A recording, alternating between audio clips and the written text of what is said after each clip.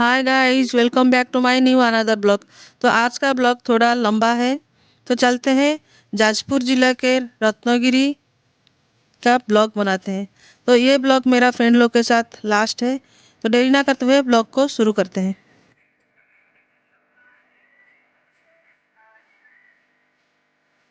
Ratnagiri blog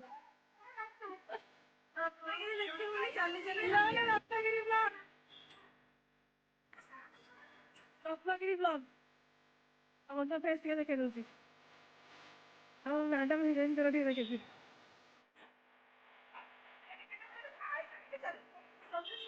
madam Ratnagiri blog থেকে ইয়ার অনেক দিন রত্নাগিরি ব্লগ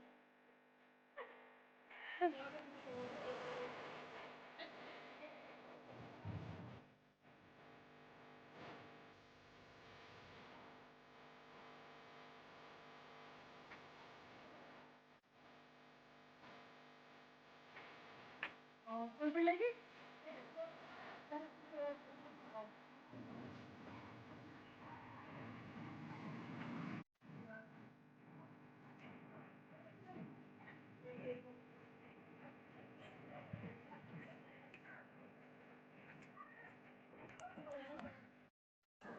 रत्नागिरी ओडिशा में स्थित है, जो प्राचीन काल में एक महाविहार बौद्ध मठ था। यह ओडिशा के जाजपुर जिले के ब्राह्मणी और बिरूपा नदियों की घाटी में स्थित है। पुष्पगिरी, ललितगिरी और उदयगिरी आदि अन्य प्राचीन बौद्ध स्थल इसके पास ही है।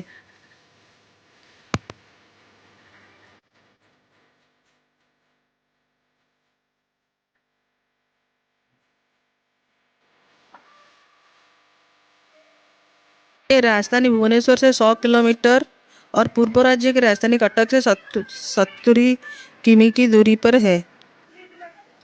बौद्ध स्मारकों का निर्माण 5वीं शताब्दी ईस्वी की बाद से किया गया था। अंतिम कार्य 13वीं शताब्दी में हुआ था और कार्य का चरम काल लगभग 7वीं से 10वीं शताब्दी के बीच किया गया था। 1960 के दशक तक इनके बारे में बहुत कम जानकारी थी, जब भारतीय पुरातत्व सर्वेक्षण द्वारा खुदाई के प्रमुख अभियानों से इस स्थल का पता चला, जिसमें बड़ी मात्रा में बहुत अच्छी मूर्तियां निकली। मठ एक को भारत में बचे हुए नक्काशीदार पत्थर की सजावट के मामले में सबसे बेहतरीन के रूप में वर्णित किया गया है। इसमें से कुछ को अन्यत्र संग्रहालय में हटा दिया गया था, जबकि बहुत कुछ साइट पर ही बचा हुआ था। साइट पर एक संग्रहालय हाल ही में खोला गया है, जिसमें कई टुकड़े रखे गए हैं। मुख्य तत्व एक प्रभावशाली स्तूप थे, जो विभिन्न आयामों की कई से छोटे स्तूप 3 चतुर्भुजाकार मठों से घिरा हुआ था। मठ एक सबसे बड़ा है, जिसमें एक सुंदर नक्काशीदार द्वारा विशाल खुला आंगन, आंगन के सामने कक्ष और बरामदा है, जिसमें एक विशाल बुद्ध पर केंद्रित एक विशाल मंदिर है।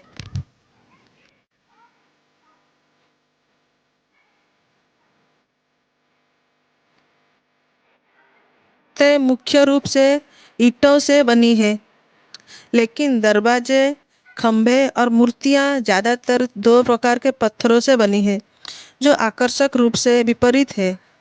ये नीले, हरे क्लोराइट और स्थानीय खोडालाइट बेर के रंग के ओवरटोन के साथ एक गार्निफेरस गनीस है। बड़ी संख्या में पत्थरों की मूर्तियां कुछ 27 कांस्य और पित्तल की आकृतियों के साथ साइट पर खुदाई से ज़्यादातर उत्तर गुप्त शिलाओं में से पहले की मूर्तियां गुप्त कला की क्लासिक शिले को जारी रखती है।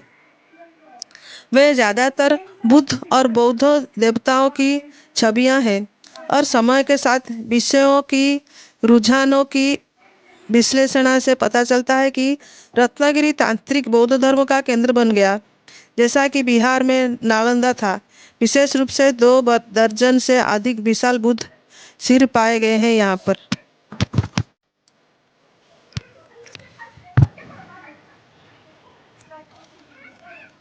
मठ एक के बचे हुए हिस्सों का मुख्य निर्माण बौद्ध भूमाकारा राजवंश के शासन के तहत किया गया था, जिसकी राजधानी जाजपुर के पास थी। हालांकि राजवंश द्वारा रत्नागिरी में संरक्षण का कोई शिलालेख नहीं है। एक तिब्बती इतिहासपक सेम जान जंग रत्नागिरी को 10वीं शताब्दी में काल चक्रतंत्र के विकास में एक महत्वपूर्ण केंद्र के रूप में पहचानता है। ये दावा कालचक्र कल्पना की विशेषता वाले कई मन्नत स्तूपों, पट्टिकाओं और अन्य कलाकृतियों की खोज से समर्थित है। ये सोचा गया था कि ललितगिरी और उदयगिरी के पास 7वीं शताब्दी की चीनी तीर्थयात्री द्वारा उल्लेखित पुष्पगिरी विहार है, लेकिन 1990 के दशक में इस क्षेत्र में एक पूर्व अज्ञात स्थल की खोज से इस पर संदेह हो गया है। लांगुड़ी पहाड़ी पर जो पुष्पगिरी हो सकती है। रत्नागिरी में सैकड़ों छोटे स्तूपों से पता चलता है कि ये तीर्थयात्रा के लिए एक महत्वपूर्ण स्थल था और यहाँ संभवतः प्राचीन कालीन की महत्वपूर्ण व्यापार नेटवर्क से जुड़ा था, जो दक्षिण पूर्व एशिया तक फैला हुआ था।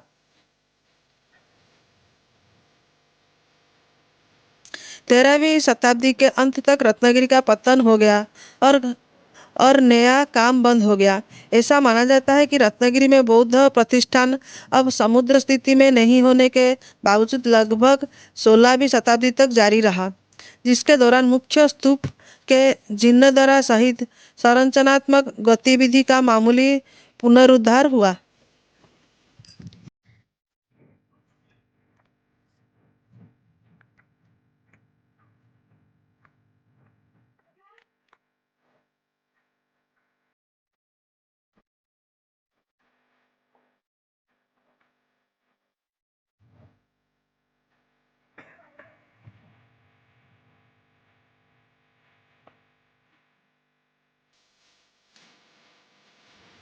हालांकि दिवला मित्रा ने दर्ज किया है कि जब 1958 में मुख्य एएसआई उत्खनन शुरू हुआ तो स्थानीय लोगों ने धार्मिक आधार के रूप में इस स्थल को सारी स्मृति खो दी थी और उनका मानना था कि टोली एक पौराणिक राजा का महल थे। उन्हें ये कहा जाता था रानी का टीला। 1958 और 1961 के बीच एएसआई द्वारा इस स्थल पर बड़े पैमाने पर खुदाई की गई थी, जिससे आज ज्ञात अधिकांश चीजों का पता चला।